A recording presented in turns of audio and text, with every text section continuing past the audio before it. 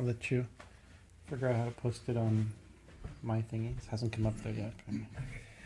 So.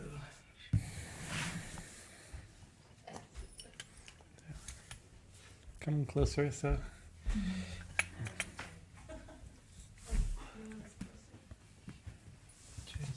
Yeah, good.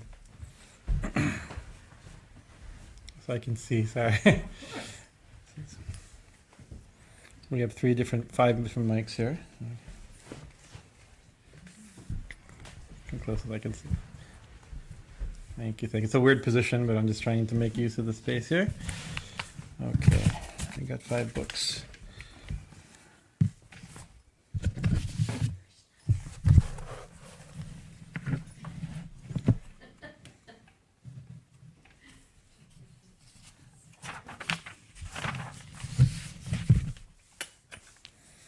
We done? More or less? Soon. Okay. Takes a little while. Okay. It's like... I'll play with one quick bhajan. Oh, yeah. Namo Ram Krishna Ram Krishna Krishna Ram Chandraya Namo Krishna Ram Chandraya Namo Ram Krishna Devaya Namo Ram Krishna Krishna Ram Chandraya Namo Krishna Ram Chandraya Namo Ram Krishna Devaya Namo Yuga Avatar Namo Sarvadeva Devaya Namo Yuga Avatar Namo Sarvadeva Devaya Namo Sarvadharma Samunaya Sarvabhavarakshaya Namo Sarvadharma Samunaya Sarvabhavarakshaya Hare Krishna Krishna Krishna Hare Hare Hare Rama Rama Rama Hare Hare Hare Krishna Krishna Krishna Hare Hare Hare Rama Rama Hare Hare Hare Krishna Krishna Krishna Hare Hare Hare Rama Rama Rama Hare Hare Hare Krishna Krishna Krishna Hare Hare Hare Rama Rama Rama Hare Hare Hare Krishna Krishna Krishna Hare Hare Hare Rama Rama Rama Hare Hare Hare Krishna Krishna Krishna Hare Hare Hare Rama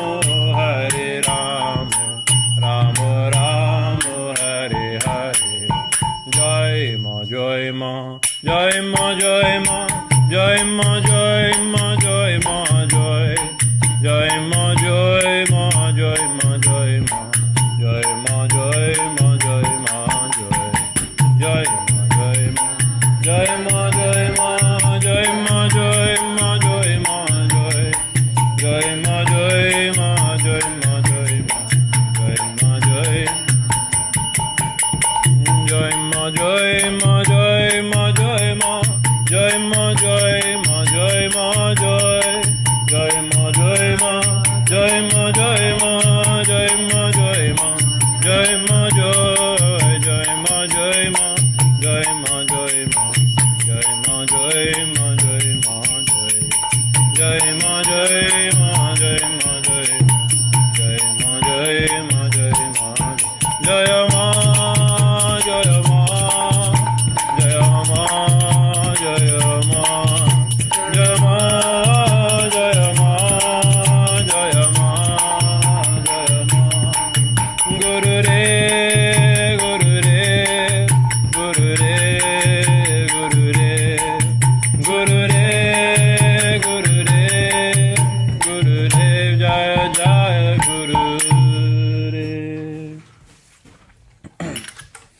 Joy Ma.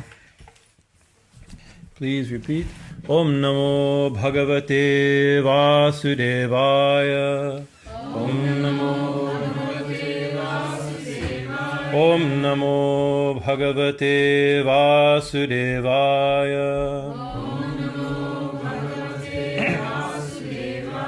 Om Namo Bhagavate Vasudevaya.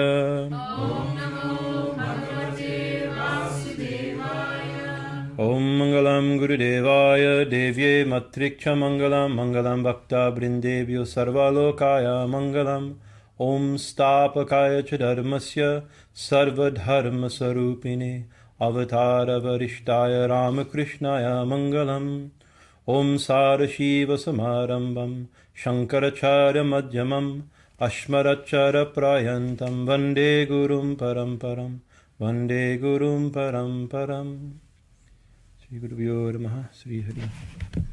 So, last week we told some very sweet and significant stories of Lord Baby Krishna and of the end of the Damodar Leela and some very sweet Leelas that are there.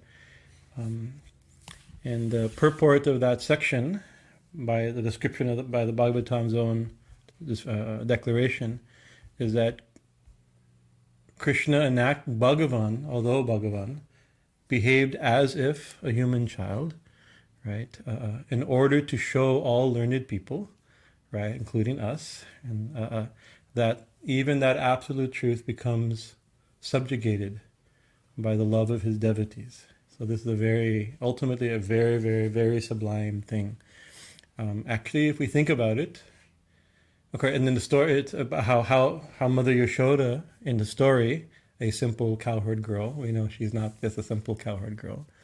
She has a backstory, who can be a mother of God, right?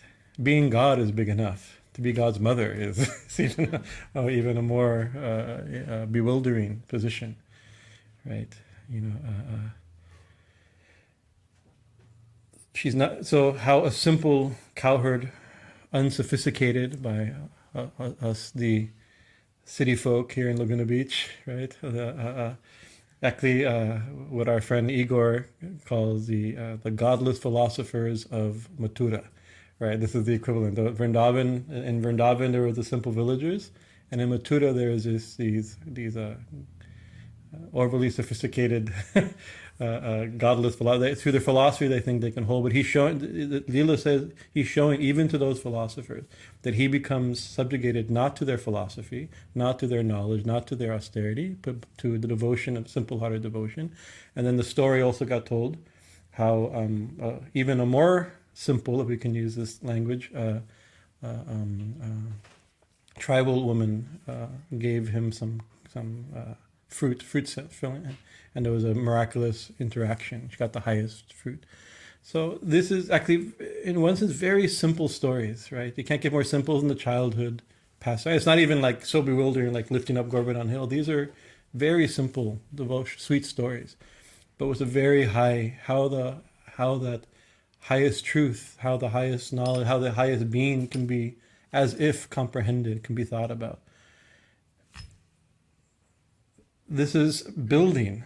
The Bhagavatam will build actually through thousands of verses and so many chapters in Leelas, building philosophical knowledge, stories, Sankhya, Vedanta, difference between body and soul. So many things have been described. The gunas, creation, again and again and again to teach us. So we have to, if we think, not everybody has been here in all these years, but we've gone through a huge amount of education. If we have to think what we've thought, what we've talked about, what we've read, what we thought about, right?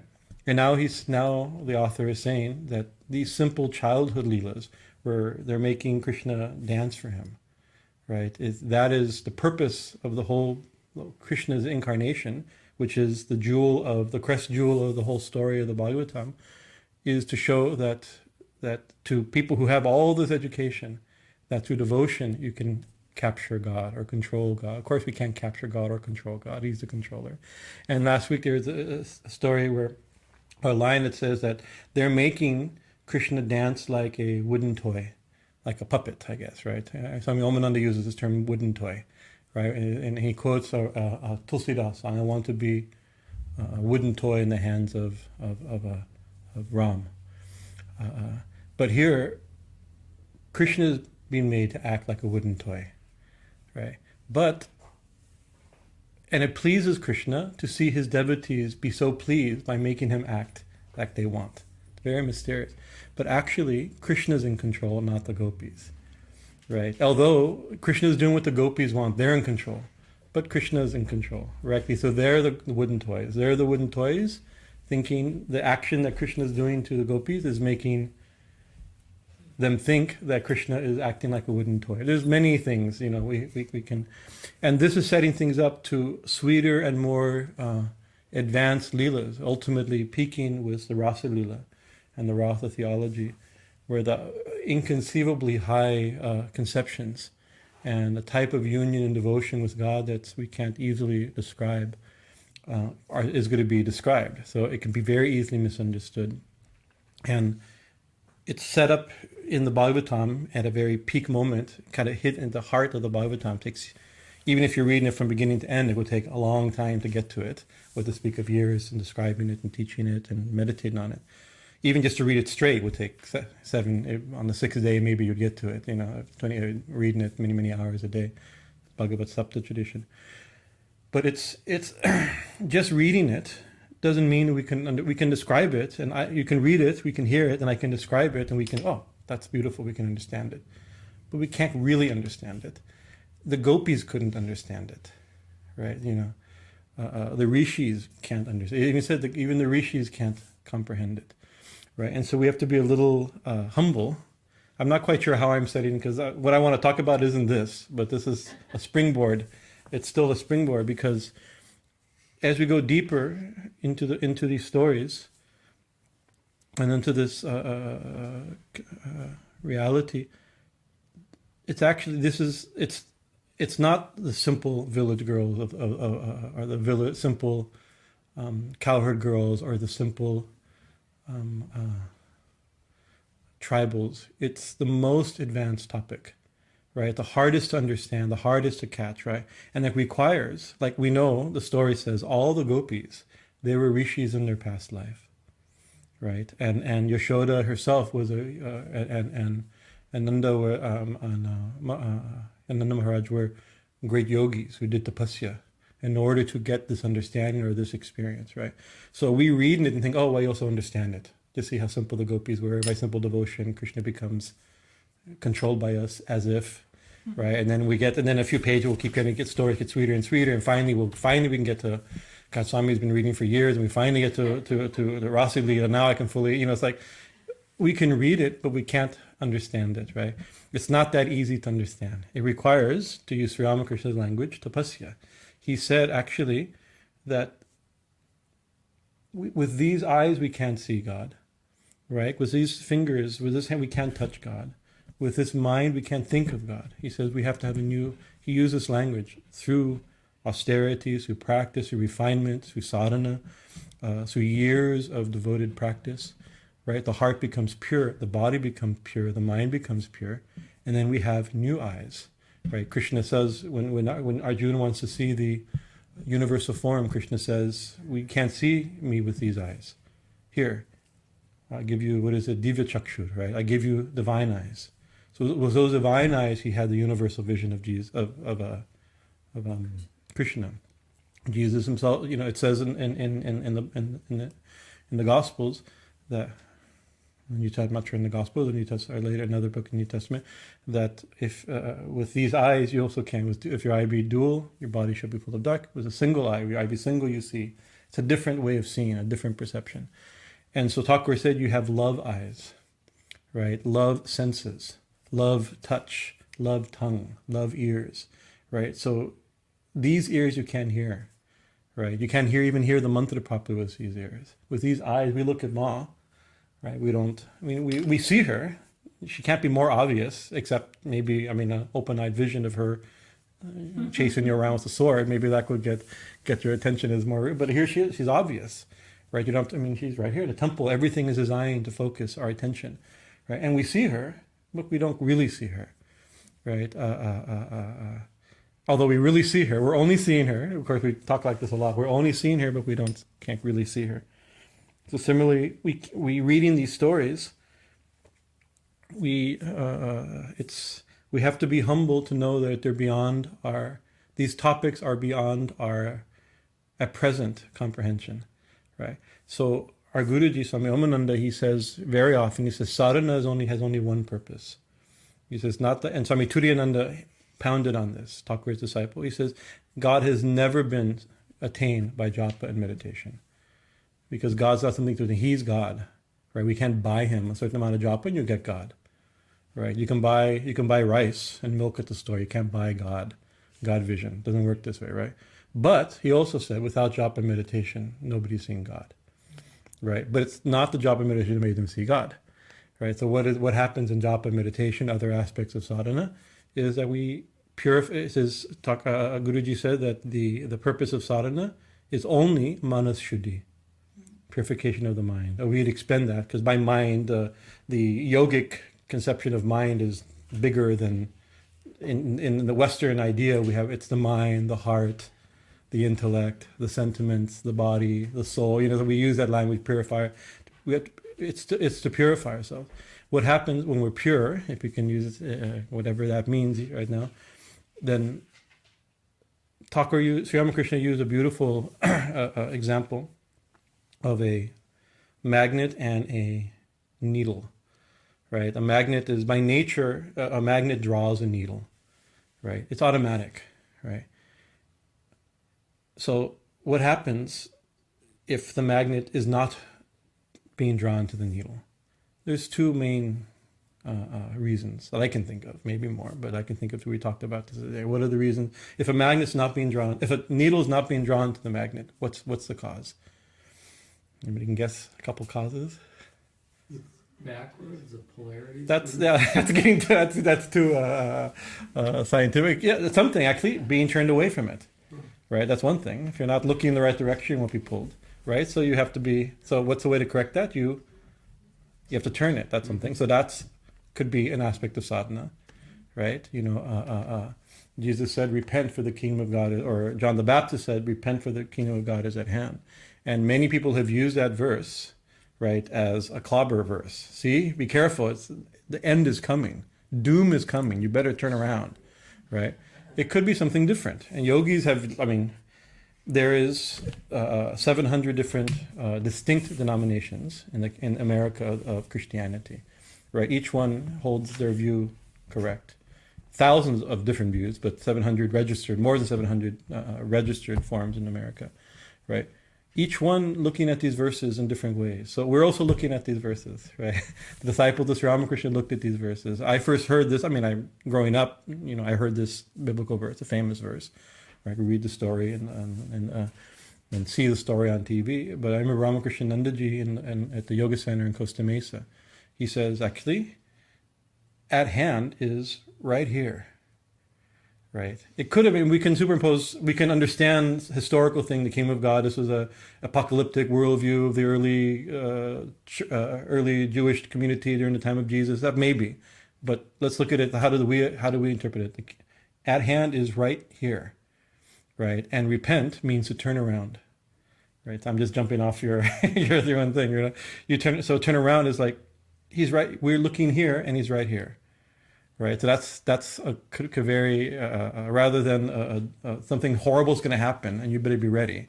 Repent, for the kingdom of God's at hand. That's one way to think of it. Or God's kingdom is here, and that goes along into that beautiful verse in the Gnostic Gospel of St. Thomas that says the kingdom of God is already upon the earth, but men see it not.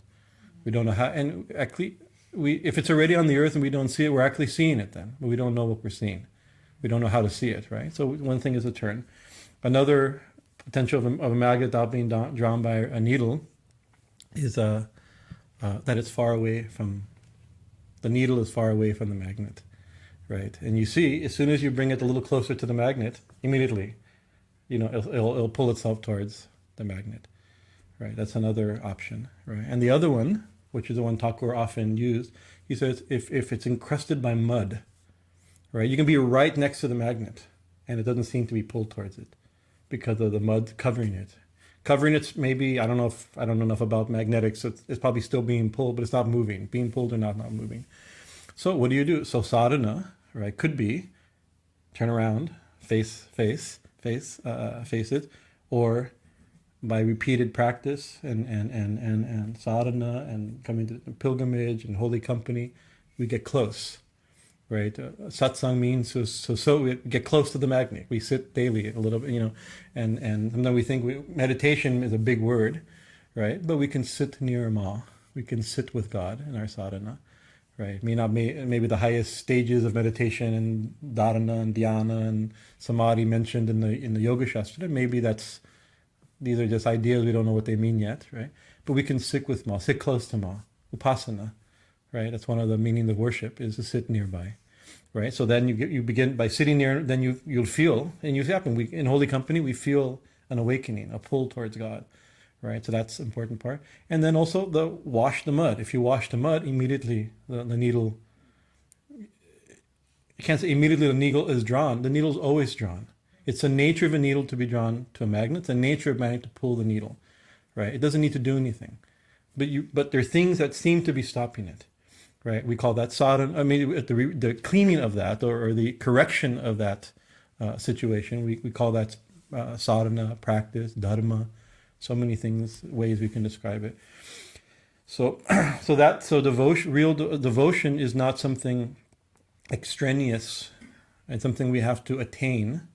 Sometimes we use the language of attainment, we use the language of development, right? But it's okay in the world. We're just looking in the dualistic world. We don't know how else. We're just describing ways to think about it, but they're not correct exactly. We have to be a little careful how we use it. Actually, if the mind and heart are purified, means the mud is removed. Naturally, devotion will come. Attraction towards God will come. A longing for God will come. A longing for liberation in Vedanta, right? Mumukshu and things like that, strong longing for God, for liberation, for devotion, for union, for salvation, for whatever language we use, freedom. So you don't have so in a purified heart, longing for God happens automatically. And then Tucker would say that, and where there's longing and devotion, God stands self-revealed.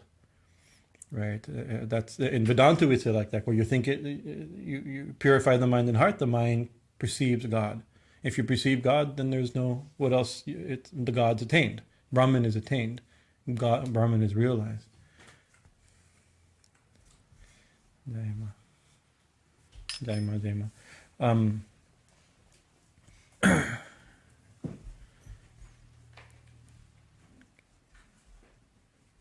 So the purpose of sadhana, the purpose of and by sadhana I don't mean just like deliberate practice of japa and meditation and puja and pranayama and asanas and these type of things. We'll begin to define sadhana a little bit bigger, and what its actual place is in the Hindu tradition, you would say, or the Sanatana Dharma tradition, where you use that language also. Because it's not that we have to say, oh, we're very far. I can easily say, oh, and I can say for myself and then superimpose it upon you. We're all very far away from God realization. Our mind's too impure. We haven't developed purity. We're full of selfish desire. And that could be like, we've been told that a lot. Maybe it's because we're born this way, or maybe it's just the way we are, and whatever. That's not what it's meant, right? Actually,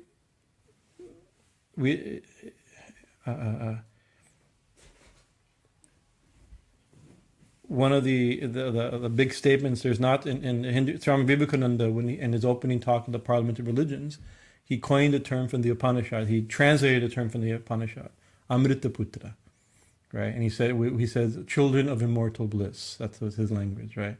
And he said, oh, let me call you by, I forget the exact quote, but I'll call you by this noble name or this beautiful name. Right? And he says, I will never call you a sinner. Right? It's a sin to call a man a sinner. A standing libel on I forget bad. It's one of the most famous little quoted things, but it's a label on human nature, on the divine, on divine nature. So it's not we're actually, the soul is intrinsically divine, right? The magnet's nature is to be pulled. It's not the magnet's not being a bad. I mean, the needle is not being a bad needle. Bad needle. You're not being drawn towards God, right? It's not like that. It's just there's dirt on it, right? What to do? It's like life in the world gets a little bit complicated, right? And karmas get complicated, and we get distracted. Just the nature of the external of the world that we sit, our situation we're in, and we get bewildered and we get distracted and covered like that. But we are intrinsically divine. Intrinsically, devotion is natural. It's our spiritual longing.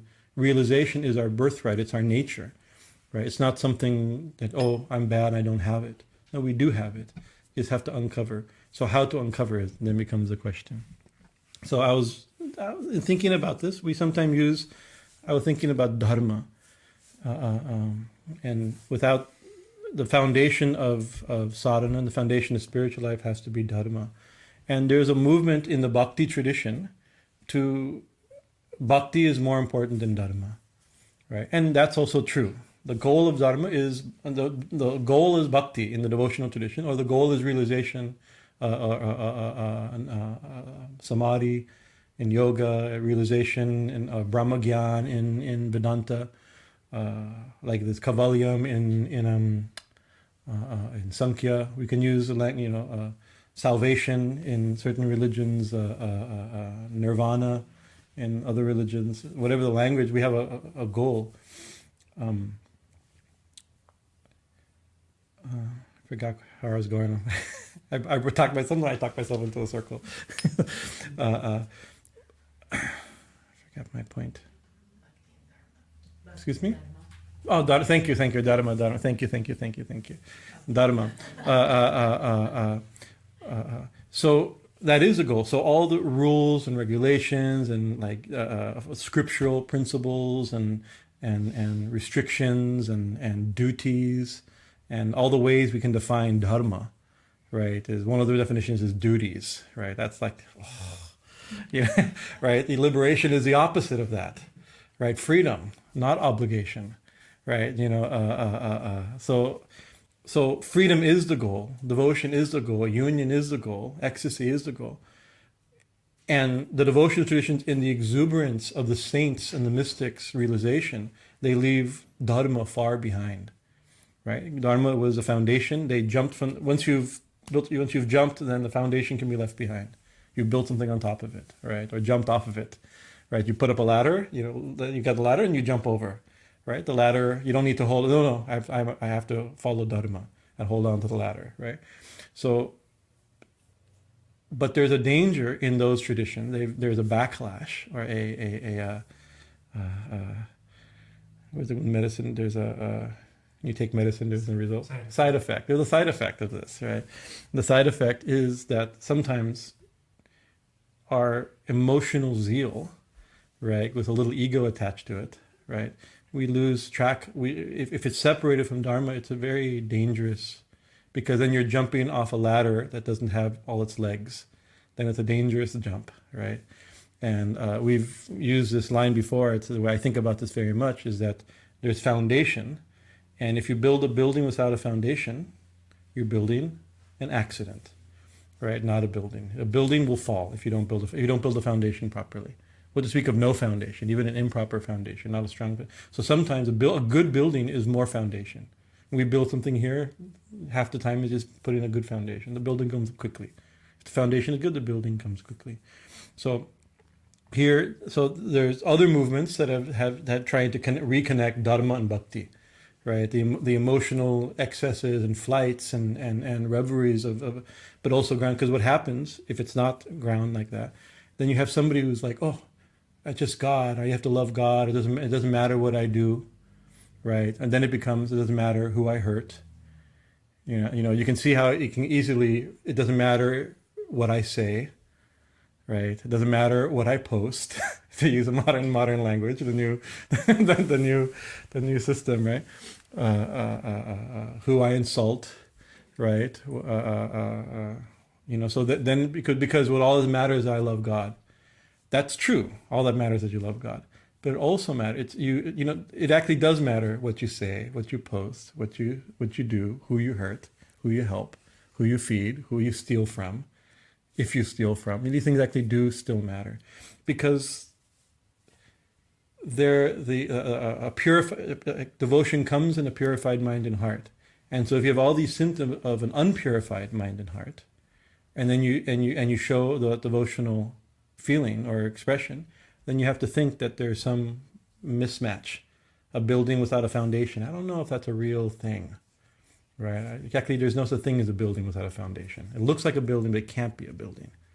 Buildings have foundations, right? And so, a verse that I still remember, I had a little pocket paperback, not a very attractive thing, of the New Testament in high school, right? And there's one line, it's like, wow, right? It says that I think it was it's like John, the second book of John. I forget, it's one of these little side books I remember.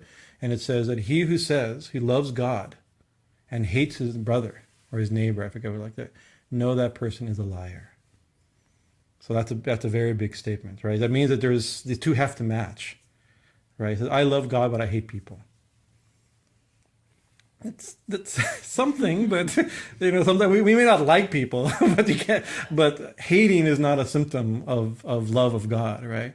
And we've quoted this, the Sufi mystic Rabia, one of her famous. There's only 3-4 verses that have been left by her. Most likely, she composed so many things, but only a few fragments are left. One of which Swami Chaitanya quotes this a lot, that's where I learned it. And somebody asks, Rabia, do you love God? He says, yes, I love God. He says, do you hate the devil? He says, no, I don't hate the devil. That we learn, love God, hate the devil, right? That seems to be like an appropriate place to start with modern religious life or ancient religious life, right? He says, why is that? He says, because in love of God, God has removed all hate from my heart, right? So that didn't exist in her mind anymore. Right, so that's, I think, to me, that's a symptom. He who loves God and hates his neighbor. He who loves God and hates the devil is a liar. You can even use that to use Rabia's standard. It's a high standard, right? Such mystics, they embarrass us. Shouldn't shame us, because we're not, but we're a little embarrassed when we compare ourselves to the standard of such saints, right? When we read the mystics and saints, and so it's a long. So we use this term dharma, and the like. So what is and there's a movement now to reclaim supposedly the original name for Hinduism, Sanatana Dharma, right? The eternal or universal religion, right? And I also like this name. Hinduism also is historic. I mean, we know it's an external given. Claim is that it's given by outside people people on the other side of the rivers. The Sindhu mispronounced it Hindu, and that's also true. That's historically like that, but doesn't mean it's not a good name. The beliefs and religions traditions of that area is called Hinduism, or the religions of the Sindhu or the Hindus, right? And even Chaitanya Mahaprabhu in the Chaitanya Charitamrita, he's described the Muslim religion and he uses Hindu religion to describe, right? So but we have to think, what is it meant by, that's just a word, we can use a word to describe anything, right? So I'm not against the use, it's a convenient word, right?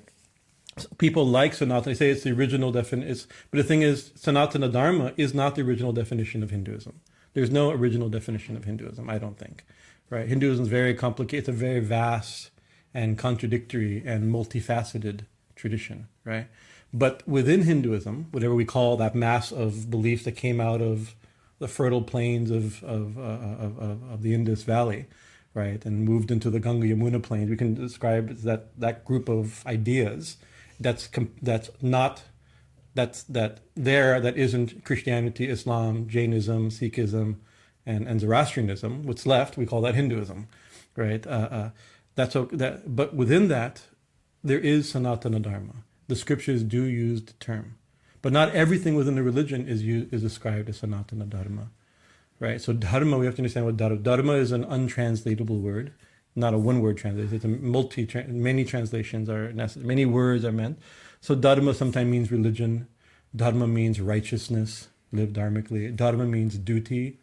In a modern Hridayananda Maharaj, when Hare Krishna ISKCON sannyasi, he in a very modern way he says it's dharma means justice, and that's a very modern idea, like social justice. That's dharma also. That's not an incorrect. It's part of the spectrum. I don't think it's the original use because the idea, that aspect of the idea had not developed in modern times, a modern conception, right, of rights and justice, right? But that's also within the realm of dharma. I think the ancient world was more the duty side rather than the right side, but that's been unpacked as the age has unfolded and culture has changed and developed in its own way.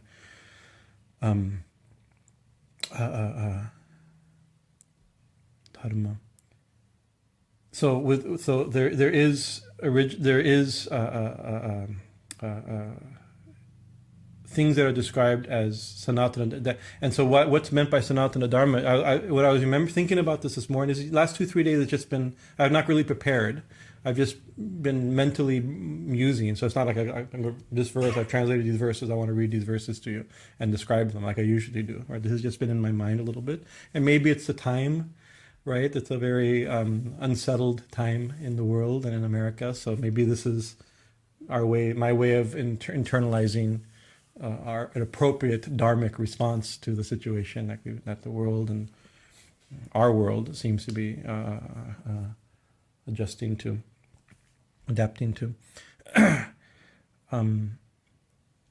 Dharma. How do I say? So a verse came to me. I was like, I remember Yudhisthira, and this is back in, I think, in Skanda 7. This is a long time ago. And I tried even to listen on our podcasts, right, to listen to it last night. But because of the fire and all this, and we had all kinds of dramas, like, I think I heard 3 minutes. In my sleep, maybe I learned something. I heard my old talk from many years ago. I don't remember. I don't have my original translation. It was too long ago, and I couldn't, and I didn't, I slept.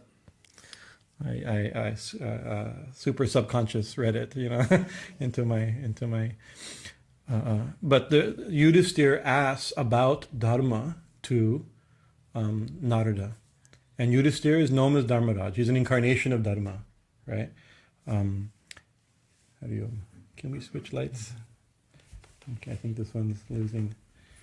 Maybe the one for Krishna. And so in it, I remember he asks, because Dharma, like I said, there's no one word. It means duty, it means justice, it means principles, it means righteousness, it means all kinds, religion, it means all these things. But it's used many ways. So what's the different ways we use it? We Sanatana Dharma, we say Yuga Dharma, right? The religion of the age or the principle of the age. We say Varna Ashram Dharma. This is the duties or principles or guidance for the different Varnas and Ashram. Varnas are which badly translated is caste, that of the Brahmanas, the Kshatriyas, the Vaishyas, and the Sudras. Then there's Ashram Dharma and the Varna Ashram, which is what the Dharma of a student or a brahmachari, the Dharma of a grihastha. There's a Dharma of a Vanaprastha, retired forest dweller, and the Dharma of a sannyasi, right? So that's a question. That's he asks, what's the Dharma of a sannyasi? What's the Dharma of a brahmachari? What's the Dharma of a brahmana? What's the Dharma of a kshatriya? There's the Dharma of parents, right? There's a Dharma of children to their parents.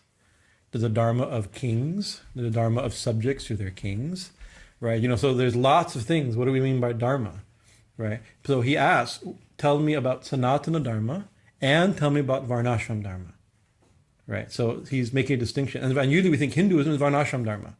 That's the most common thing: is the duties of stages of life and the sections of society, right? Each one with its own rule.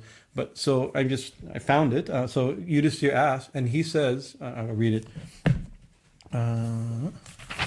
Narayan. So he asked. Yudhisthira said, "O worshipful one," speaking to Narada Muni, "I wish to know about the eternal religion," or here the translation of Sanatana Dharma. of man, together with the practices of life according to the laws of Varna and Ashram. So he's asking, tell me about Sanatana Dharma and Varnashram Dharma. Right? Usually we think Varnashram Dharma is the thing that most defines Hinduism, an external practice and an ancient practice. But he's saying they're not the same thing. Right? So Sanatana Dharma is the eternal principle, and one of the definitions, which I'll say it later, about the eternal religion of man, together with the practices and ways of life according to the laws of Varna and Ashram, by means of which we can attain knowledge and devotion. So both of them, the goal is to attain knowledge and devotion. Right? You are the son of Brahma, and among his sons, the one noted for austerity, practice of concentration, perfection, and spiritual communion. The saving truth is known only to holy personages like you, who are devoted to Narayana, and who are endowed with universal benevolence and perfect tranquility of mind.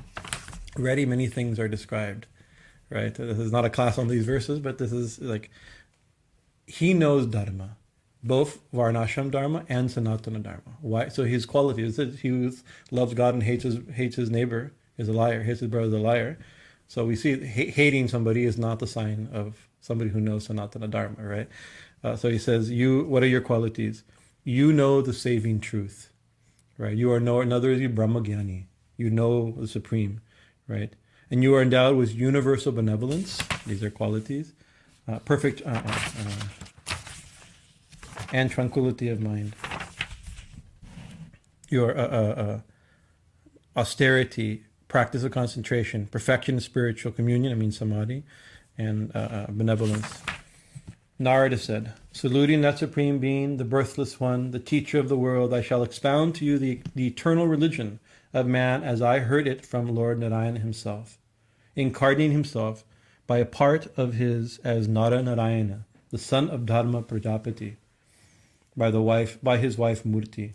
He is to this day staying at Badrik Ashram, performing austerities for the good of the world. So he says, first I worship Narayana, and I'll tell you about Sanatana Dharma, that he's saying, and Varnashram Dharma, what I heard from my guru. Now Narada Muni usually don't think of him as having a guru. He had a spiritual awakening due to taking some prasad in the previous life of holy men, and in this life he woke up. He had a vision. He went into the forest to do austerity, and he had a vision of Narayana. And wow, imagine you get a little bit spiritual awakening. You do tapasya, and you get a vision of God, and God tells you, "You'll never see me in this life. You won't see me again." Right, as the ecstasy and the absolute agony. But remember, purification of heart leads to spiritual awakening. That longing to see him again, the pain of separation completely washed the mirror of the mind or the heart, or washed the needle of the soul or the heart. And so in his next life, he was born basically a rishi. But still formality is there. His guru, according to the story, is Nara Narayana, who lives in Badrik Ashram. Badrik Ashram is a place, you can go to Badrik Ashram in Himalayas. The Badrik Ashram is considered to be not just that. Like you can go to Kailash and you won't see Shiva. There's Parvati. There's Kailash and there's Kailash. And there's Badrik Ashram and there's Badrik Ashram. Right? Where Nara Narayana is still doing tapasya. And Nara Narayana is a very mysterious being. He's Nara Narayana. Nara means man, and Narayana, you could say, is the Lord of men. There's more significance to his name. So it's God and man. So actually, we are all Nara Narayana. Right? We have our human nature, the soul, individual, and Narayana. Nara and Narayana. So, in other words, by his own practice, his own purification, this knowledge came to him. Maybe he went to Badrik Ashram and these two twin sages taught him this, right? Or by his own meditation, these things, by his own practice, by his own realization, these teachings came to him, this understanding came to him. The worshipful Hari, the supreme embodiment of all divinities, is a source of Dharma. This is a very important line. Hari is a source of Dharma. And we'll come to this later. There's a verse in the end of the Vishnu Sahasranama that says the same thing, that the source of Dharma is Achyuta. And we'll understand, hopefully we'll get to there. I've really talked in a circle beyond what I thought. But he is a source of Dharma. Also, what has been given to me by men of spiritual illumination, established in the supreme truth, is considered as authority. Another statement. People who have realized the truth, their statements are authority. Right? People who have realized the truth, which means Hari or Achyuta in this text, right? They know Dharma. right? The authority of we always think, what's the script? What's the ultimate authority in Hinduism or in Sanatana Dharma? Like, it's the Vedas, right? But what the Vedas? I've except for a few verses here and there of the Upanishads, I haven't read the Vedas. I went to school for this, right? I'm on a raised platform speaking Vedic truth, right? The Vedas are almost incomprehensible, right? We have the gist of the Vedas in the Upanishads, the essence of the Vedas re-described in the Gita. So we have our access, and then but the Vedas describe the truth that's realized by sages, right? So whatever is in the text, the realization of a rishi, the realization of a saint, right? That is an authoritative, established principle. We'll get back to that. By the practice of Dharma, man attains. By the practice of Dharma, man attains peace, or humans attain peace, right? So this is one of the symptoms, right? And you can see a lot of religious practice does not bring us peace, right? Even religions very rarely bring us peace, right? This is the sign real Dharma brings peace, right? The practice of the following 30 virtues and disciplines is the common Dharma of mankind, which brings on man the grace of the Supreme Divine. These are, so here's now, this is not Varna. So the next chapters for many pages is on Varna and Ashram, right? The ascetic way of life, the Brahman's way of life, the household way of life, the king's way of, the royal way of life. It's many, many pages, hundreds of verses. And we skip some. Actually, the sections on brahmacharya and sannyas, back there I skipped. I find them very interesting. I read them all the time because I'm supposed to, whoa, it's like a mirror. It's like, whoop, no, it doesn't quite look right. You know, this is our standard, right? Right, but we spoke mostly on Grihastha because this is our audience primarily is Grihastha, so the beauty and sublimity of Grihastha ashram, the duties and principles and aspirations and glories of the Grihastha life, we try to describe. Although I have no immediate experience, we can describe the text. But before doing that, he mentioned his definition of Sanatana Dharma. And Sanatana Dharma is eternal, but also eternal means many things. That means unchanging, right? And unchanging also means everywhere and every when the same, right? So another thing is, it means unchanging means always the same, always relevant, always applicable, meant for everybody, no matter what the stage, no matter what the stage of life, no matter what the job, no matter what the family entanglements. So I'm just going to read his list just to give a little gist of this is Sanatana Dharma when we use the term, according to Narada Muni, spoken to Yudhisthira, who himself is an incarnation of Dharma. First one, Satyam.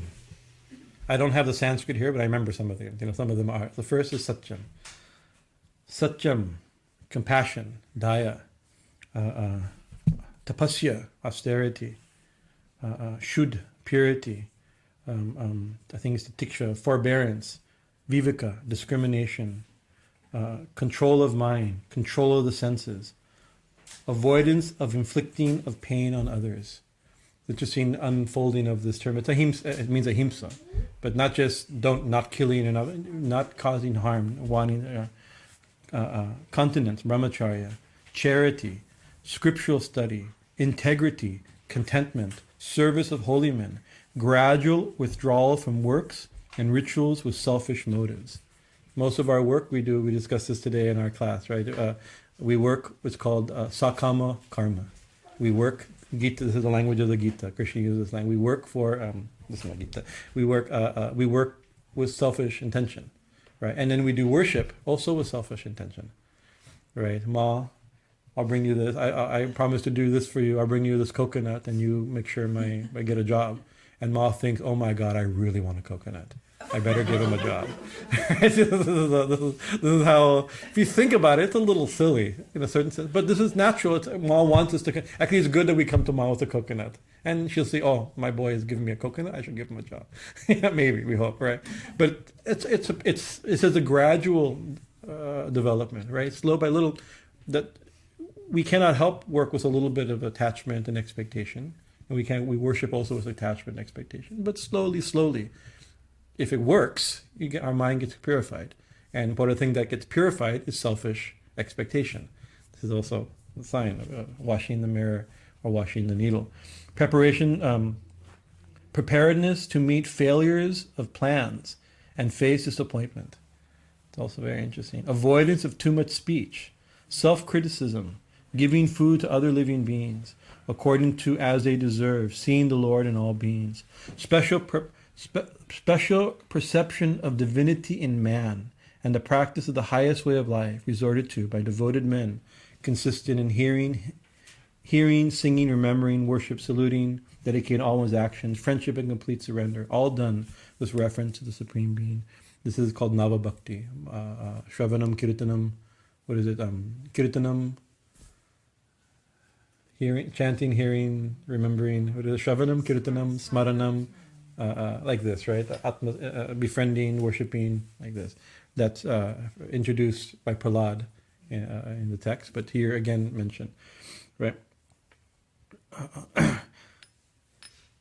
Special perception of divinity in man, and the patience and the practice of the highest way of life resorted to devoted people, consisting, in other words, filling the mind with God, worship, seeing God in man, the self in man, including this man, your own person, right? If it's not all beings except me, all beings, Ya Devi Sarvabhuteshu, including you, can start where we are, right? But in all, so that's the thing, is like the God that we're worshiping, the God that we are trying to realize, the God that we want to love, have union with, be saved by, all the different languages, disappear into, whatever the language of our aspiration, right? That same being is in everybody, right? So the thing, one who says he loves God and hates his brother is a liar. Not possible, right? So that's another place in the Kapila Gita. There's 5 main chapters, brilliant teachings of Kapila Muni to Devahuti, his mother, right? And I think it's an ignored verse in the Bhagavatam. Swami Bhajanananda, he was one of the great presidents of the Ramakrishna order. He took a big highlighter in the world and kept, everywhere he went, he spoke on this verse, right? Push it forward. It's been a forgotten verse, now it's pushed it forward. And he says, after a very elaborate, complicated description of the nature of reality, of Sankhya, and Purusha, and Prakriti, and our duties, and how to separate Purusha, and all these types of, and the purpose of matter, and the purpose of ritual, and the purpose of the images, and of yajna, I love Kapila Gita. I don't think we recorded them in a way that we can upload them, but I remember those are that's when I really got excited about the Bhagavatam, describing it. I got juice in that, right? But then he says, but actually, all your worship, all your yoga, all your mantras, right? All this that you're doing does not please me. This does not please me. all this does not please me, right? But if you fail to see the God inside other people, your worship does not please me. That's him speaking as Sri Bhagavan Uvacha, Kapila speaking as incarnation of God or a realized being in that voice, right? The God that we're all worshiping, whatever religion is saying, all your worship, you can do puja perfectly, mantra perfectly, kirtan beautifully, right? Go on all pilgrimage, give good money in charity, serve sadhus, like all this is good. But if you're not seeing me in the hearts of others and trying to alleviate their suffering and give them some honor and some service like this, and love and affection, whatever. I'm expanding. The verse is very terse, right? That's why it's easily ignored, right? That actually I'm not pleased. It's a very big statement, right? He who loves, better said by the apostle, as he who loves God, who loves God and hates his neighbor is a liar. So, and then he starts, now the twice born, meaning the Brahmin should do this, and the Kshatriyas should do this, and the Sannyasi should do this, and what they should wear, what they do, what they should say, how they control their speech, all that's given. These are the details of Dharma, right? But this is the description of Narada's Muni's description of Sanatana Dharma. This is applicable to everyone, everywhere, even now here, right? So if we can get very caught up in Varnashram Dharma, in Hindu Dharma, right? I'm a Hindu, right? Or I'm a Christian, and we have to defend, we have to protect this view in our legal system, or whatever the thing is, right? But this is the important, and these things are not things that can be legislated, although societies have the right to try to adjust to them. That's natural in life, it's part of living together and trying to make sense of all this. These are actually these aren't the things you can tell people to do. These are things that we have to do. tendencies of the heart, corrections of the heart, development of the heart. These are all ways to purify our own mind and heart. In the Sri Chaitanya Mahaprabhu in his Shashtakam prayers, Cheetah Darpana, right? That the mirror of the heart should be wiped clean, right? It's not like we shouldn't scream, wipe your mirrors clean. The problem with people, they have filthy mirrors. That's true, but it's not. That doesn't fix it. Actually, that makes your mirror really dirty. Screaming that, right? When you're like, because actually, so I remember Radhana Swami. He spoke at Shivananda Ashram in Rishikesh, right? And they asked him. Swami, many years before, he met Swami Chidananda, the great saint, disciple of Swami Shivananda. And Swami Chidananda asked Radhana Swami, you please speak on this. This is my favorite verse. And this is this first verse of Chaitanya Shashtakam, especially this line, right? And then he came back, and that there's no recording of, but there's a photograph of that meeting, right? He spoke like that. And more recently, it came on YouTube.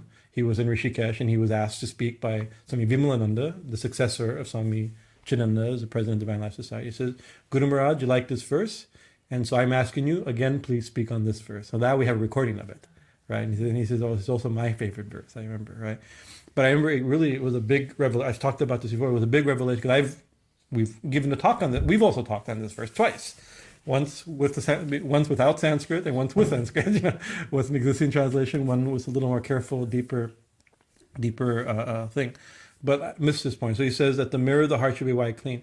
So what do we think by this? When we wipe the mirror, he says that what we see in the mirror, of course, by a clean mirror, we see clearly in the mirror. But what are we seeing clearly in the mirror? When we look in a mirror, we see ourselves, right? Of course, a dirty mirror, we can't, the way I usually thought of it, and this is how I spoke on it, in a dirty mirror, you don't see anything. So you clean the mirror, and now you can see clearly. That's the purpose of the mirror, to see something. But I think Maharaj pointed out this, missing the point. He says, what we're seeing is our reflection. We see ourselves in the mirror. And if you see your reflection in a dirty mirror, what do you see? A dirty you. Right? It's like that. Again, all sadhana is mana shuddhi. When the mind is clean, everything is clean. Right? You see yourself properly. We don't see ourselves. We see, oh my God, I suck. Right? We look in the mirror. It's like, oh, I'm a horrible person. I have so much desires. I'm not very nice. I have whatever you like. We see, because we're not seeing the mirror. There's dirt on the mirror, and we see that person in the mirror is covered in dirt. Right? But the person's not coming to the mirror. As dirty as the mirror can be, the person looking in the mirror is completely unaffected by it. But we can't see it. By sadhana, you clean the mirror, and all of a sudden, oh, I'm not so bad after all. Right? Actually, the scripture says, like, the soul is described as brilliant like 10,000 suns. Right? That's very different than I suck. Right? And everybody else must also. Right? I'm brilliant as 10,000 suns. And look, oh my God, everyone's brilliant as 10,000 suns. Right? But nothing's happened to you. Only the mirror has been cleaned. And the mirror isn't you. Right? And the reflection in the mirror isn't you, but even the mirror isn't you. It's just a tool to see yourself. The mind is a tool in which we perceive ourselves and think about stuff. But the mind's impure, so we missee and misunderstand, and then project that on other people also. So, more about the Sanatana Dharma. So going from one extreme of the spiritual spectrum of the Srimad Bhagavatam and Narada Muni and Lord Chaitanya's teachings, we'll jump to the Brahma Sutra and Shankaracharya's commentary. Right. In the introduction to Adiguru Shankaracharya's commentary on Brahma Sutra, he also defines what is Dharma, what is Sanatana Dharma, right? What is unchanging? Because he's trying to say that the Brahma Sutra, the Vedas, and the Brahma Sutra and the Upanishads, these are authoritative, right? This is unchanging truth. So what does it mean, unchanging truth, right? And what's changing? What compared to that? What's changing truth? So he has to make an argument for the Brahma Sutra to be in that category of, and the Upanishads, which he mostly spoke about or wrote about, to be an example of unchanging truth. So he uses this term tattvam. Tattvam means truth, right? The essence of something, the truth of something, right? And mattam. Right? And mattam, he's using mattam to be like opinion, right? View, right? And opinions aren't wrong. I can have opinion. My opinion can be very accurate, but it's changeable. It's not absolute. I come to it. I can change it. And that's a natural thing. It develops. My understanding, my view, my opinion. So that's different than tattva. Tattva, he's saying, is unchanging. He uses this term, vastu tantra jnanam. Right? What is that? Vastu tattva is vastu tantra jnana. Right? Vastu, he comparing vastu also to this mattam. Vastu, he describes as how to say vastu. Thakur uses that term also. It's like he said one should discriminate. I'm just remembering in our working with trying to understand Thakur's original Bengali. He says you must discriminate. Right? What are we discriminating? Between the essential and the non-essential. Between the substratum reality, the unchanging and the changing. Right? And he uses the term vastu. The same thing. So vastu is the unchanging or the existing. Another way to say it. That which always exists. And now Vedanta and uses a particular definition. We say that, this book exists. I'm sorry, I'm not saying not the Bhagavatam. The Bhagavatam eternally exists. That's not what I'm criticizing. But the book exists. This microphone exists. So it's real, right? That's not what's meant by real in Vedanta. It's a specialized definition, which means that which always exists, right? It's always reliable, right? It never changes. It never comes into being and doesn't cease to be. So that's the tattva, right? Here called vastu tantra jnanam. That truth, that knowledge, which is pre-existing or ever existing or already existing, obvious, right? And then he uses his own, Shankaracharya uses words to describe it. It's not like verses, it's his dense commentaries. I just pulled some words out. And I'm scared of the Brahma Sutra, right? So it shows you I've gotten a few pages into introduction of Shankara. I haven't gotten past a few introduction, right? In my own study of, it says, kartum akartum ayantaha kartum na shakyate. Not capable of being created, right? And not capable of being destroyed. Not capable of being set aside. Not capable of being changed into something else. So that's everything we experience has been created, can be destroyed, can be set aside, and can be changed into something else. Right? That's everything we see. So to find the vastu is not that easy. The unchanging truth, that can't be created, can't be destroyed, can't be set aside, can't be changed into something else. Right? We use terms like immutable, eternal, unchanging, undying. There's terms like this, right? So that's the truth being described in the Brahma Sutra, right? According to Shankara, and he's saying this is the truth that's given in the Vedas, right? Especially the cream of the Vedas, the philosophical cream, he describes as he holds as the Brahma Sutra, and he compares that to Purusha Tantra Jnana, right? So they have Vastu Tantra Jnana, the truth that's unchanging. Right, and therefore, we can simply discover it. It's already there, right? We don't have to come up with it, right? Create it, develop it, preach it. We have to realize it, right? It's like an example Shankara gives in other places is, we've used this example many times because it's the classical Vedantic example of a snake. We see a snake in a dark night like this, right? In the semi-moonlight, we see a snake coiled, and especially in India where there's number one cause of accidental death is still snake bite. So snakes you look for snakes. And if you look for snakes, you see snakes or potential snakes everywhere. In a world where there's a lot of snakes that can kill you, you see snakes everywhere, even where they're not, right? That's the nature, right? Of selective perception, right? So you go out, you say, oh my God, snake, right? But actually it's not a snake. It was a rope coiled up to looks very much like a snake, but it's not a snake. As soon as you see it, what do? You simply came to the realization of what's there, right? You didn't come up with something. You say, oh, I was wrong. Now I see it. Oh, it's a snake. It's a rope, sorry. Right? You can't say it's a snake. It's a rope that looks a lot like a snake. So we understand why we're fooled, right? Because it's coiled just like that. So then we use language like realization, enlightenment, illumination, perception, direct perception, all these language. So we see what's already. Swami Vivekananda said, how long does it take? Realization is a snap of a finger, twinkling of an eye, in his lecture on discipleship. One of my favorite lectures, Swami Vivekananda. He says, how long did it take? A room was dark, now it's lit up. Now you see what's there instantly. It can be dark 1,000 years. Turn on the light, immediately you see what's there. right? It doesn't get lit. You could also slowly light a lamp and light another lamp and slowly see it. But even the slowly seeing it is still, it's, the truth is already there. It's not slowly getting there. You're slowly seeing it. Or you're instantly seeing it. And it's not instantly getting there. You're instantly seeing it. Or you see, it's a snake. Oh, it's not a snake, it's a rope, right? Instantly. Or slowly. I don't know, it looks like slowly. Okay, I see it. I get it now.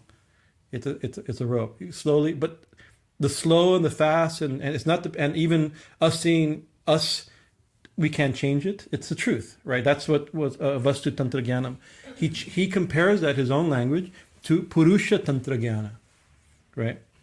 This is knowledge based upon a person, right? This is another word of saying matam, means opinion. People's view, and we have a lot of views, and now it's become habit to scream them or post them or it's like in every possible thing, and mature, and also views. Not all views are equal. Some are well thought out, very subtle. Some are quite foolish and not based on logical principles. That's the whole thing, right? But a person's opinion, a person's real view is always changing and not reliable. You can get there is more reliable people whose opinions, and our opinions hopefully can get more and more reliable, more and more careful, more and more refined perhaps. But even then, it's just our opinion, right? And we're very attached to our opinion. We're not attached to what's already there. We're not attached to tattvam, we're attached to matam, right? We're not attached to vastu tantra jnanam, we're attached to purusha tantra jnanam, to use language of Shankara in this very abstruse type of so Shankara, Adiguru Shankaracharya, he says Sanatana Dharma is orientation towards Vastu Tantra Jnanam, right? The ever existing, that's the Sanatana part. It's always true, right? The Dharma is always true, right? Brahman is always real, right? And then Shankara, thank you, you did this one from the Viveka Chudamani, I think. Of Shankara. This is attributed to Shankara. Most likely, it's considered it's a very great text. If it's most likely the Brahma Sutta commentary, 100% Shankara. The Viveka Chudamani, like 90% likely Shankara. And he says very nice. He says, "Sloka ardena pravakshami yad uktam granta kotibihi."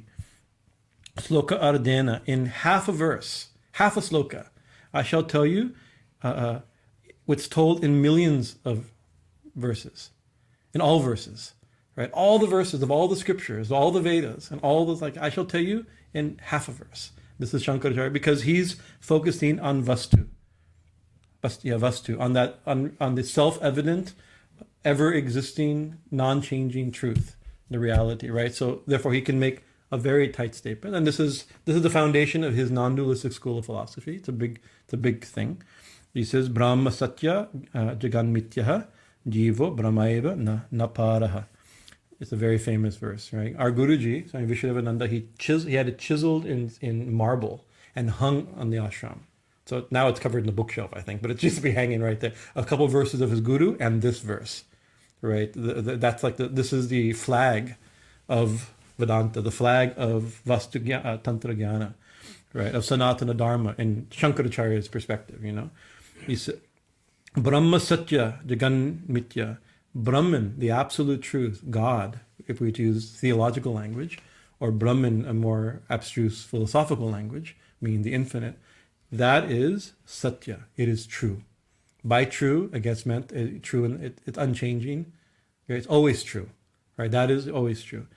So what about everything else?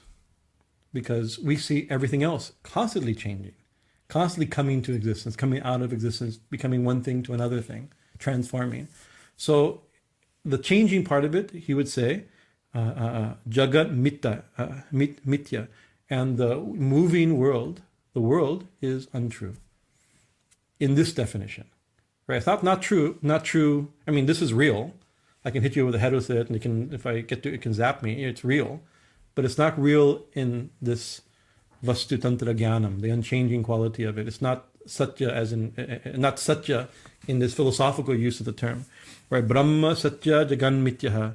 So that's a big statement. Brahman is real. The world changing, the unchanging is real. The changing is unreal. Something like that, Anyways, I'm just rephrasing it. So that's cool, right? But what about us? Where are we, right? Because we seem to be changing all the time. We're growing. Our opinions are changing. Our religion can change, right? Our dress can change. Our haircut can change, right? Our mantra can change, right? Our views can change. Even our parents can change eventually. Our parents do change in front of us. They're there and then they're not there. And then another set of parents may come to us.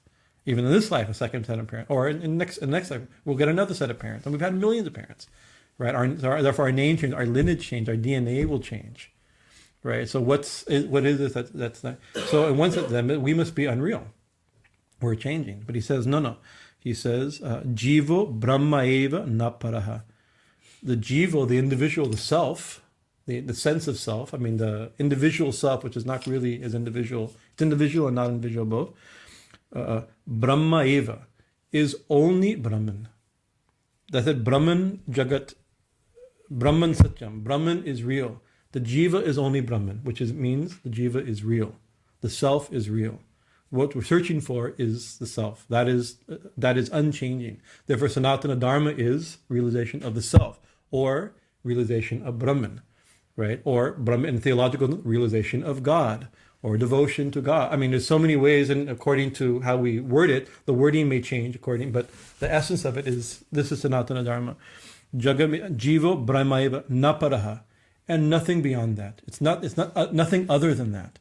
So who we think we are isn't right? We think we're all kinds of things. But it's saying we're actually Satya. And definition of Satya is not capable of being created, destroyed, set aside, or changed into something else. Right? So who we really are, so the parts of us that are capable of being created, destroyed, set aside, or changed to something else, that's not Jiva. Right? Definitely not, that's not, because Jiva here is attributed to the same qualities, maybe not exactly the same quantity, but the same quality of Brahman. And the quality of the Brahman is unchanging, undying. Right? Right? So it's a very, so here, Sanatana Dharma is this orientation to realize the Sanatan, the truth who we are, right? The self, the truth of what the self is, which is Brahman. And what is that? The truth, unchanging, undying, right? Ever present, right? And so Dharma, then we think of Dharma, then another definition of Dharma is we have to do, is moral principles, right? And so Swami Vivekananda says, actually, we don't know where our morality comes from, most people, right? People say, oh, the morality comes from the book. There's rules. This is it. If the book says it's good, you're good. If the book says it's bad, you're a sinner, or it's a sin. Maybe heaven barring, perhaps, and maybe right. The scripture, because the scriptures are a pretty good guide. In the Bhagavad Gita itself says, therefore let the Vedas be your guide as to what. Let the scriptures be your guide what to do, what not to do. Right? It's not a bad. That's not a bad thing to wave this. This is the list of things in there, but what are those things for? Right? It's the purpose of it is to realize the self, the unchanging amongst the changing. Right? That's within us, within everybody. We say Ya Devi Sarvabhuteshu. Right? Vishnu Mayati Sapsita. Namastasye, Namastasye. We bow to that goddess, or Brahman, or self, or Ishwar, Bhagavan. There's so many ways according to the tendency and the lineage, right? Which exists where? In all beings. Right, including ourselves. And this being in all beings, and not just being, Bhuta means beings like you and me, and animals and ants, but in every element. Bhuta also means element, right? In fire, and earth, and water, and chemical, everything, the essence of everything is that goddess, right? But all those things seem to be changing, but there's something unchanging that we have to find, right?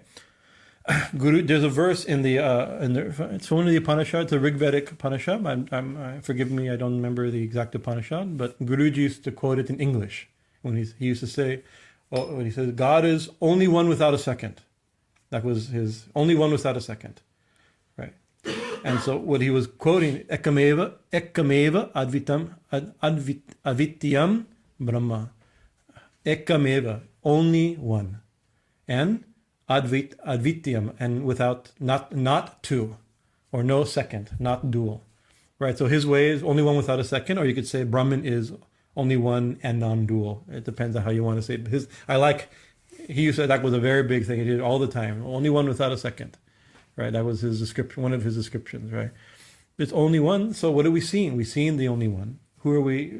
Who's not only that? We're seeing the only one without a second. There's no second person, right? There's no second being. There's only the one being, right? But then who are you? And who am I? Right? Jeeva, Brahma. What is it? Jeeva, Brahmaeva, Naparaha. We're actually also that Brahman, right? And nothing else, nothing besides that. But so how is it? So Atmanam found Guruji's very nice language, and I've mentioned this before, and it's easy to miss because it was a very big thing. I shall tell you something secret, right? That unseen power, that was a nice name for God, unseen power, right? And he used unseen power like electricity.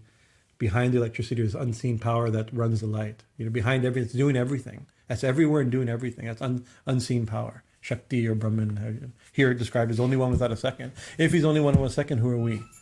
That unseen power is plain as the individual soul. Right? Brahman is only, Jiva is Brahman, Brahman is Jiva.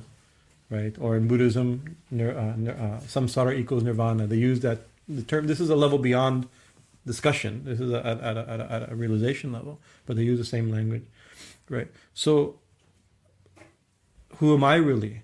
Who are you really?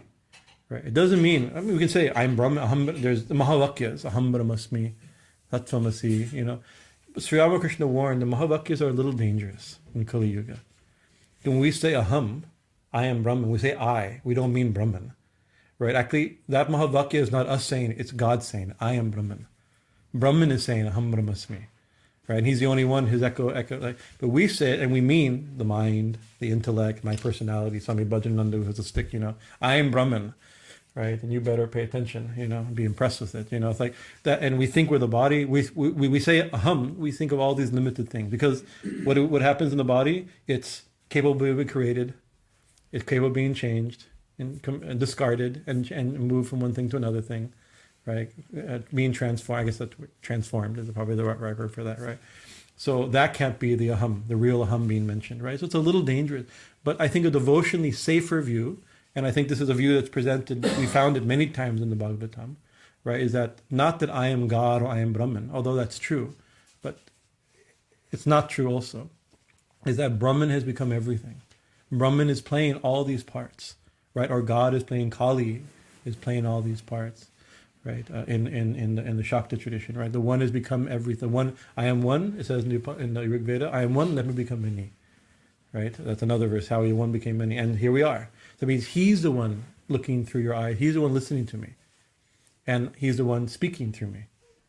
Right, He's the one I'm looking in your eyes through. So this is the one we have to see, and the one we're seeing, and the one seen, is described as unchanging, one without non-dual, without a second. Right. And what happens when this is realized? It says in the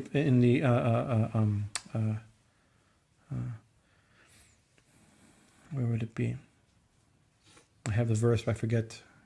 Maybe Mundakya, maybe Mundakya Upanishad, perhaps. It says Sa eva esha mahan ajja atma starts. This self, right? Mahan atman, this great self, right? The great self, our great self, right? What's our quality, right? Ajja Atma, the birthless self, right? Never. So that starts like that. Oh, when Swamiji says, "Oh, children of immortality," right? It means without death, but also means with anything that's born will die. By saying it doesn't die, it means it does not born. Bodies come and go, the self is unchanging, right? This is the language, right? So it says, Sava Esha Mahan Ajja Atma. That is describing that great birthless self. What is it? Amaro, Amrito, Abhayo, Brahma. It's a beautiful language, right? Amaro means it's undecaying, right? Amrito means undying, right? Or it means nectar, but it means immortal, without death. Amrit, right? And Abhayo, and without fear, right? And Brahma. So it is. What is that Atma? That great self. right? The birthless self, it is that birthless, the great birthless self is also undecaying, immortal, fearlessness, and Brahman itself. And we could take Brahman to be the infinite, or Brahman to be, I mean, it's the infinite, right? It's not just a quality, it's a description of the name of the infinite. Abhayam hi vai Brahma bhavatu ya evam vedaha. Abhayam hi vai Brahma bhavatu ya evam veda. One who knows what happens when you know this. When you know the self, what is that self? The self that is birthless, undecaying, immortal, deathless, fearless, and Brahman itself, right? The knower of that self, the knower of Brahman, you would say then, right? The knower of the self, self-realized or God-realized, Brahmagyani, right? It says, Abhayam hi vai Brahma bhavatu. He becomes fearless, right? So fearless is what the self is fearless. Everyone who knows the self is fearless. The self is deathless. The one who knows the self is deathless. The self is undecaying. The one who knows the self is undecaying. Right. So this is the Upanishads are giving beautiful these verses. Sometimes we shouldn't. Sometimes we. I mean, my nature is to study Bhagavatam and the Gita. These are my favorite. These are everybody has like their the things that sparkle and that you pull from. And also my Guruji told me speak on the Bhagavatam, so I also have some push, you know. I feel like I have some blessing to describe the Bhagavatam and these stories. But the Bhagavatam and the Gita is called Upanishad, the essence of the Upanishads, right? What is this Upanishad? The essence of the Upanishad, the Yoga Shastri, this Upanishad and scripture on yoga. What is the dialogue between Krishna and Arjuna, right? So the Upanishads have such beautiful mantras. You can just take one of these things and just like, wow, they're very subtle, not easy to catch, right? But that requires sadhana, requires purifying the mind to catch it, to understand it, right?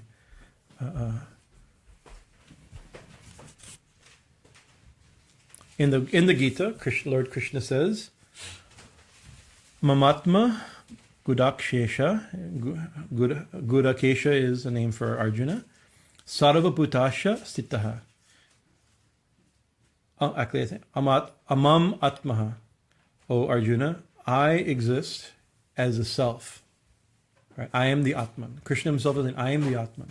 Where? Sarva Bhuteshaya Stitaha. Established in all beings. So you see, even the Gita, these are big underlined verses. I call them underlined verses. These are big statements. Right? There's a lot of things to get you to get this point, right? I am the inner self of all beings. Yadavi Sarva Bhuteshu. Right? So then, what is so? I am. Oh yeah, this one. I lost this verse. I was telling Atmaram this morning. I read this verse. I found this verse many years ago at Amarkantak in a book. Read this book, Bhakti Vedanta by Swami Bhajanananda. I was like, oh, this is so. I love this. I mean, I wrote it down, typed it into my iPad. And then my iPad broke, and I got a new iPad, and it didn't. Whatever program I typed in didn't get, and it was gone. The book got lost, and then I just in cleaning up old suitcases a few days ago in the attic, which just says, "Oh, look, you have some books." Like, so I found this morning. I was able to find it, and I like this mantra very. It gives us a lot of hope because, fine, I am the self of all beings. The self, the Jeeva is not different from the self. The self is not different. These are all really nice. They may be true. And Shankaracharya, I'm not going to use reason and scriptural authority to show they're true, right? But that's something true and something known are two different things altogether, right? What's the benefit? How do we know it? If we're going to get a benefit from this, right, and become fearless, deathless, changeless, to know that about ourselves, to know that to have that inner experience, the ultimate experience. How do we? I'm going to lose time. It seems impossible. Right, and especially when you have language like in the past we've used this language that the self is never an object, right? It's only a subject. So how do you know something that can't be known? It's avachaniya, it can't be described. Avyakta, it's beyond words, right? You know, so pretty soon it's like, well, there's no chance, right? And we mentioned the Yoga Sutta says when the mind is still, then the seer rests in his own. We've given in Bhakti how you can know and think about that which is unknowable and not think about it. Krishna gets tied up. That's Krishna being tied up by devotion. It's possible, right? He allows himself to be known even though he's unknowable and unthinkable and beyond conception, to be tied by our little tiny minds, right? Which aren't so little. But taking a step back, the Upanishad doesn't always harp on this. It's not trying. It says actually, these points are very subtle. The Atman is subtle. It's easy to miss. We miss. I mean, it's the only reality, and we don't see it. Or in devotional language, Ma is everywhere. We only see her, and we don't see her. Right. So that's the problem. Right. We're seeing God and don't see God. She's hidden in plain sight. Same with the Atman. Right. And using more Vedantic language. Right. It says Esha Sarveshu Bhuteshu. Esha Sarveshu Bhuteshu. And the topic is Atman. Right. So I'm going to put in parentheses. Esha, this. Atman, the topic, which comes in the next line. Sarveshu Bhuteshu is in all, again, Yadevi Sarva, in all beings. Same idea. So this Atman, which in the previous Gita said, Krishna said, I exist in all beings as the Atman. And he says, this Atman's in all beings. Gudho Atmana Prakashate. Right? It's hidden in all beings, this Atman. Right? But na Prakashate. Prakash means shining. Right? Obvious, revealed. Right, the shining light is Prakash, the light of awareness, the light of this is Pradeep and Akash, these two combined, right? So not Prakash, so it's hidden inside all beings, in the essence, but we don't see it. It's not shown, right? So that's obviously that's a great description in half another. I shall tell you in half a line the problem of realizing Shankaracharya's other half line, right? This is half a verse. This perfectly describes the problem. This Atman is in all beings, hidden in all beings, but not revealed, not seen, not shining, right? Drishyate graya buddhya sukshmaya sukshma darshibihi. But drishyate, it can be seen. It's not seen, but it can be seen. How is it seen? Tagraya buddhya, with a very controlled, disciplined intelligence. Here's his buddhi. Right, that's it means an intellect but actually it's a large. This is now it has a larger meaning. Our inner faculties have to be trained, have to be made subtle, right? I am the subtle one. Also, the Gita uses Sutatman, the subtle self, the unseen self, right? I'm subtle, and therefore people don't see me, but I can be seen if the mind, if the intellect, if the mirror is polished, if the needle is cleaned, all the different ways we've used, the different ways of describing it, right? Can be clean, can be known, right? Sukshmaya sukshma darshabihi. If the intelligence is through concentration and discipline is made subtle, or subtle enough to perceive the subtle. There's different ways to translate this verse. I'm not Sanskrit expert note in the full exact, but the meaning is there. The mind, a disciplined mind, a mind purified by sadhana, and my original idea was to talk on yamas niyama. I have to do this next week. That's ultimately, and I'm now 6 minutes late rather than this is my setup to my 4 pages on the yamas niyamas. That's not going to happen tonight. Really, that was my topic, was yamas niyamas. That's Sanatana Dharma. And the Patanjali says the yamas. He says these are everyone in all places under all conditions. Right? That's by definition, that was my setup, that's Sanatana Dharma. The niyamas are specific to yogis and practitioners. That's a different thing, right? That's another set, also useful. But yama, and so what are and then now my big, I have my Swami Shivananda books, and I was going to talk on the main of the yamas and niyamas. The yogis constantly harp or suggest. I don't want to use harp, but it's like Swami Shivananda harp. He beats you over the head with these words, right? Satyam, ahimsam, brahmacharyam, right? Ultimately, honesty, the truth of non-violence and purity, right? He has a song, Satyam, ahimsam, brahmacharyam. This is the essence of yoga and Vedanta, right? And then he translates it as truth, non-violence, and purity. This is the essence of religion and spirituality. You can make it fit somehow, you give him credit like that. But it's a powerful, ultimately we can think, and actually that was my, we'll develop it next time, but to bring this out, how to make the mind subtle, how to be dharmic, what is Sanatana Dharma? Sanatana Dharma is the action, the behavior that it lets us realize the Sanatana, the eternal, the unchanging, the everywhere present all the time, right? And we have lots of other things that support Dharma, different types of, we have to do our duties and all the things and our stages of life and like that. But the essence has, and so that it can be summarized. Swami Shivananda summarized, our Guruji also used these same words, Satyam, Ahimsa, Brahm, actually it says Ahimsa, Satyam, Brahmacharya, right? But that requires, that is the way you purify the mind, how you make it subtle. But also requires great subtlety of mind to practice, because it requires so much attention. Right, even the rules, the big Dharma Shastra rules, how you brush your teeth and which way you sit, which way you point your head when you sleep, and which hand you use when you eat, and which, all this type of stuff. What part of your fingers you pour water out of, right? Although even all those rules, they have their purpose also. They have their purpose to bring very refined attention, remembrance, right? And this is sukshma darshana, when the intelligence becomes very refined, very careful, and you careful not to make mistakes. You're amazing. Simple, like the first ahimsa is always mentioned, and the Buddhists say ahimsa parama dharma. The Jain statement. It's also, the Mahabharata says it's 20. People say, oh, this is an introduction from Buddhism, right? People say that this term, it's a Buddhists and Jains introduce it. It's said 23 times in one chapter in Mahabharata. Ahimsa parama dharma, ahimsa parama this, ahimsa parama that. Ahimsa, it's not just it's there in traditional Hinduism also, in the Puranas and Mahabharata. But that is like one principle. Which again, one who hates his brother and loves God is a liar.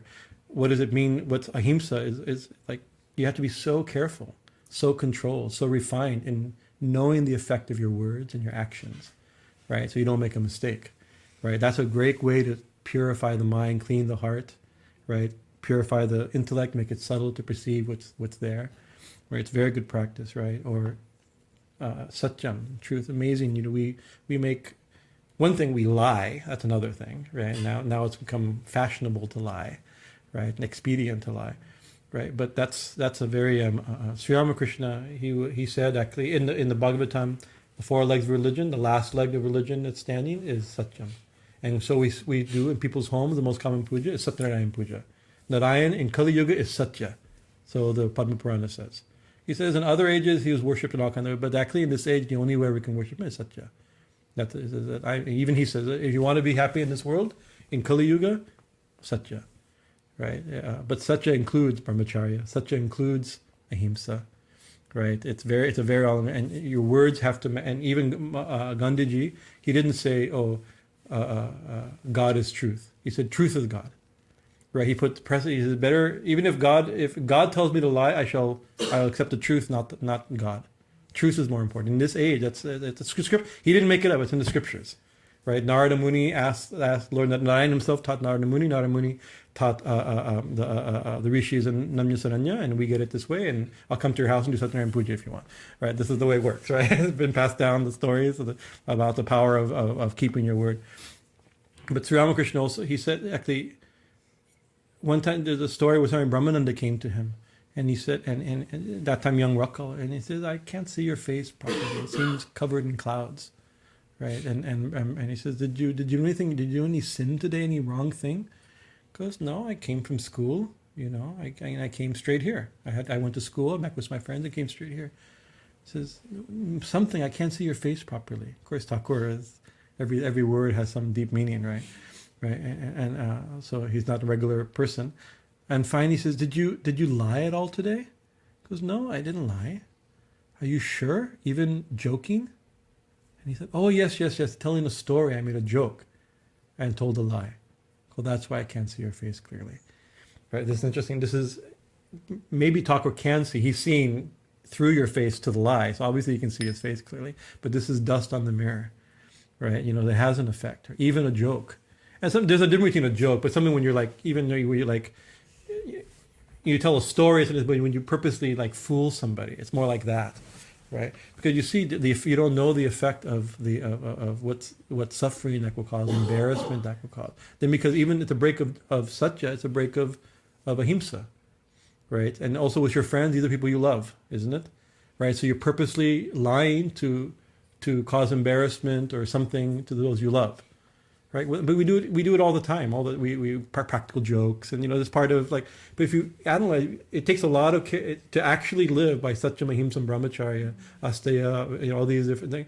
It's actually as a Shivaraj Giri's full-time yogi life, full-time life, no sit-down life. He says, right? No sit-down life, right? It's not easy, full-time job, right? A lot of attention. And part of this attention purifies the heart and sharpens the intellect and mind.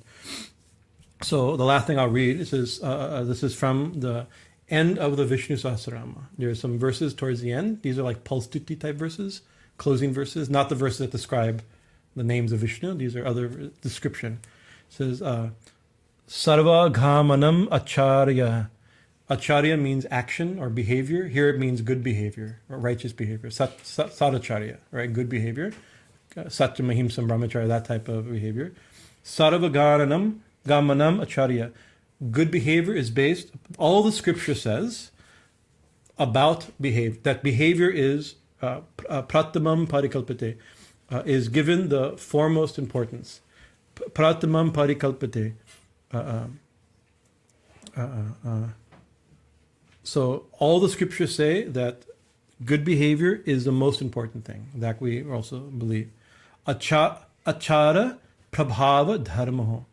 And good behavior is established, or comes from, that's a better word, dharma. Right? So it's based upon the dharma. And then it says, dharmasya prabhu achyutaha. And where does dharma come from?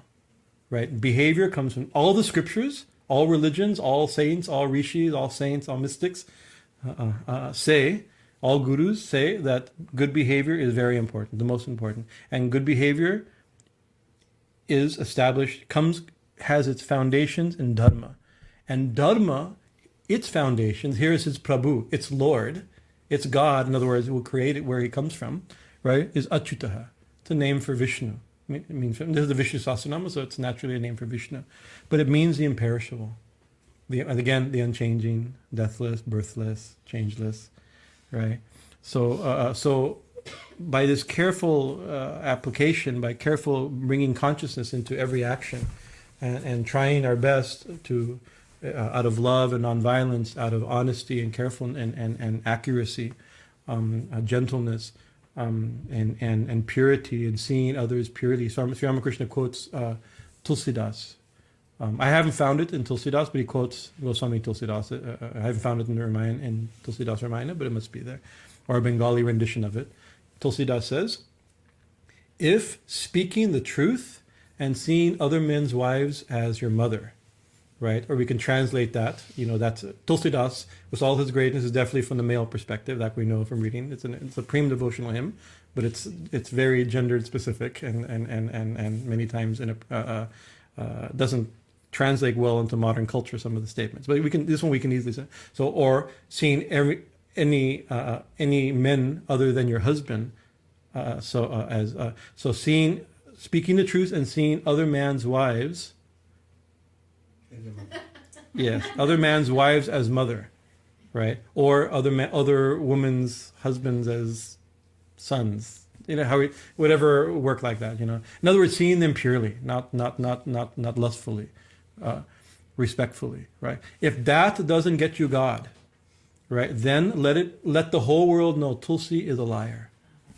So he bases his whole reputation on two principles, right? And we know there's incredible content in Tulsidas Ramayana. It saved Hinduism, or Sanatana Dharma, by the cries of Jai Shri Ram, North Indian. That's what kept religion alive in North India during a very difficult time, right? We can attribute that by bowing to Tulsidas. Inconceivable his benefit, what he did, but he based the whole thing on these two principles. If you speak the truth and see people purely, you realize it. If not, then I'm a liar. God's a liar. The Vedas aren't true. My things are true. Throw it all away. This is a very big statement. The big Thakur quoted it very. So it means this is also a very big statement to Sri Ramakrishna. By quoting it, he was also saying it, right? So you can see, but it's not. If this is enough to get you God, why don't we have God? Because it's not easy to be 100% truthful, 100% nonviolent, 100% pure in our look and our actions, mind, speech, and action. Right? So it's not easy. It takes a lot of attention, and that attention itself scrubs the mirror of the mind, or cleans the needle of the heart. If you were to use needle of the heart, doesn't sound so poetic, but you know what I mean. The needle of the heart.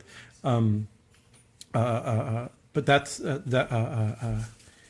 and when the needle of the heart is purified, or the mirror of the mind is shined, then the result is ahimsa, satyam, brahmacharya. Right. Therefore, these are the path and symptoms of success. Right. The sages are. Yoga Sutra says, in a self-realized person, he's established in nonviolence. Somebody established nonviolence, there can be no enmity in front of him. Right. The words of an honest, when somebody's honest, his words come true. Right. These are all descriptions. We think, oh, these are all magical things we love. These are the siddhis that the yoga. These are the results of. This is the truth. Mana shining. Right. So, real nonviolence, real brahmacharya, and real satyam, real dharma can only happen. It's a symptom of realization and liberation, realization, pure devotion.